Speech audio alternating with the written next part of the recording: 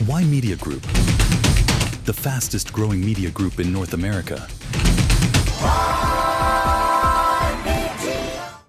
Toronto is under a winter storm warning, with 25 to 35 centimeters of snow expected this weekend. Snow will start Saturday afternoon, with up to 10 centimeters by evening, and the heaviest snowfall will come Sunday, bringing 15 to 25 centimeters more.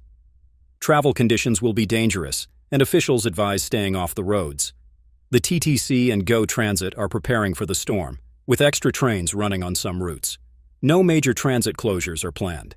Saturday's high will be -1 degrees Celsius, and Sunday will be -4 degrees Celsius with heavy snow.